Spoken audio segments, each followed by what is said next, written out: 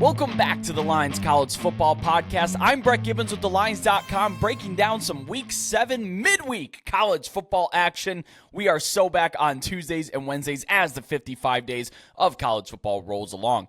Before we get into it, though, don't forget to follow at The Lines US on Twitter, and I am at Road to CFB. I'll be here every week breaking down the weeknight, midweek college football slate. And be sure to check out my other weekly college football handicapping tools posted at thelines.com, like a weekly cheat sheet, weather report, upset alerts, much, much more over there. And be sure to check out our full lineup of shows, including the Lines Monster Pod, featuring Steven Andrus, Matt Brown, and more. But let's dive right into our very first Tuesday and Wednesday night slate games here. Starting with Conference USA, of course, FIU on the road at Liberty. The Flames are 17.5-point home favorites, and this game carries an over-under of 54.5 points.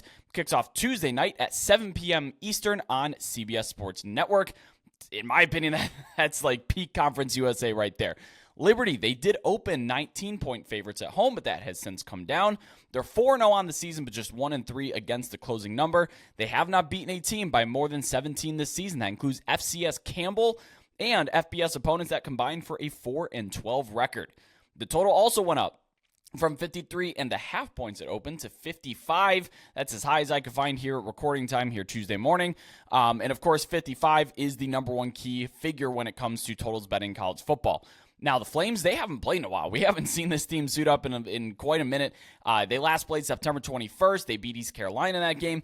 Week 5's game, of course, at Appalachian State was canceled due to the effects of Hurricane Helene.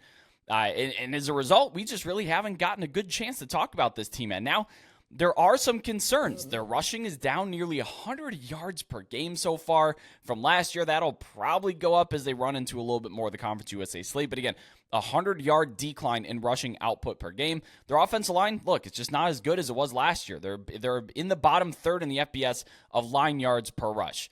On the other side, FIU, oh boy, they dropped an ugly game to FCS Monmouth, and that's not even a high-level FCS team. That's a mid-level FCS team. It's a very strange thing to say about Division I athletes and Division I football teams, but the effort just wasn't there in that game. Tackling's terrible. There's guys giving up on plays when the whistle blows. There's guys walking. It's just things that drive you crazy if you're watching a team that you expect to compete at a very high level. FIU's just not putting forth a very good effort. So Louisiana Tech, look, that's a game that they shouldn't really have won. That FIU, shouldn't have won. Louisiana Tech's running back fumbled in the end zone in the second half, controversial call, and then they ended up winning 17-14. FIU did, at least. The last two games, the Panthers have had lots of luck. Both good and bad, though. Let's be clear about that. Losing in Monmouth, there was a couple of things. They fumbled at the goal line to not win the game, but they also had a pass that was tipped early in the game and bounced right into a receiver's hands for a touchdown against Monmouth as well. So they've been on the extreme side of both lucks, both good and bad here early in the year. Look, I think the market's moving away from Liberty due to the fact that they really haven't handled their business like we expected them to. Like I said, 1-3 against the closing number, and then we haven't seen them in a little bit. But guys, FIU, they're a lot worse than the record indicates. They're a bad tackling team, poor run defense, not mentally tough, not a lot of effort there. I'm taking Liberty going away here at home with the 17. I'm taking over 36.5 on their team total as well. To me, this is a game where Liberty can line up, run the heck out of the football. FIU kind of keel over after a few drives, and Liberty probably walks away with this one. So Liberty minus 17.5, also taking over their team total 36.5 points.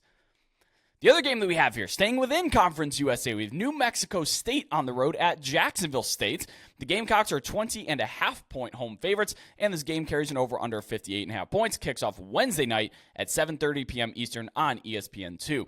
The over did take a little bit of action as of Tuesday morning here, about 36 hours before kickoff. It jumped up from 57.5 to as high as 59. We may see that trend continue as kick gets closer here. But look, to just talk about New Mexico State. Look, we knew they were going to have it rough this year. Mass exodus in the offseason. They didn't really have a ton of scholarship players. They didn't even have enough scholarship players to fill up an entire team, taking walk-ons and things like that. And they're still not meeting those low expectations as they're only 1-4 against the closing number here so far in the season.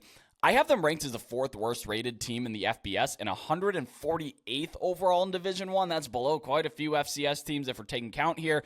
But they did make a quarterback change after being shut out in week 3. Since then, they've scored 11 on Sam Houston State and 40 against a horrifically bad New Mexico defense in a rivalry there. Neither quarterback's really anything to write home about. Their new guy's about a sub 50% completion guy. It's just nothing inspiring. We haven't seen that big leap in offense like you would like to see under a new quarterback. On the other side, Jacksonville State, they just rushed for 384 yards in a 63-24 win at Kennesaw State. New Mexico State's defense, on the other hand, ranks last in the FBS in rush EPA so far. And the Aggies, they've given up 15 40-plus yard plays this season. That is by far the most in the FBS. Now, Jacksonville State's offense, it's really coming together under Tyler Huff. He's a dual-threat guy. Last 3 outings, they've scored 34 points, 44, 63 points, suspect competition. But either way, that's a marked improvement over the first couple of weeks of the year. In week 1, Tyler Huff carried the ball 5 times for 14 yards and fumbled it 3 times. Not great. Since then, 14 carries a game, 117 yards a game, and 5 rushing touchdowns. That's pretty solid from Huff here. As he goes, the Jacksonville State offense also goes. And the last 2 games for New Mexico State's defense, 186 combined rushing yards and 5 rushing touchdowns they've given up to quarterbacks. So to me, I'm targeting Tyler Huff in this game. You can find the number 84.5 rushing yards. I'm taking over that. You can find it at time of recording as high as 90. So I like taking the low number there, going over his rushing total. I think it's also worth taking a look at Tyler Huff to score a couple of touchdowns here. 2 touchdowns at plus 165, 3 touchdowns I believe is at 380.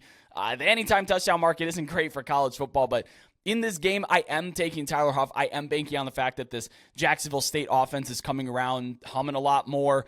Their team totals at 41.5 points. If you want to take them to score 42, go for it. That's not personally in my pocket here. I do like Tyler Huff over 84.5 rushing yards on Wednesday night. Hop on over to our Discord server where you can connect with over 4,000 sports betting fans and get live updates on our college football channel. There, you can join a sharp and very active community mid-October. It's never busier than it is right now. And don't forget to subscribe to the Lines YouTube for weekly college football odds and betting videos all season long, just like this one for Tuesday, Wednesday, Thursday, and Friday games. And subscribe to us on your podcasting app of choice and drop us a good review if you liked what you heard here. But thank you so much, as always, for watching. I'm Brett Gibbons. We'll see you all next time.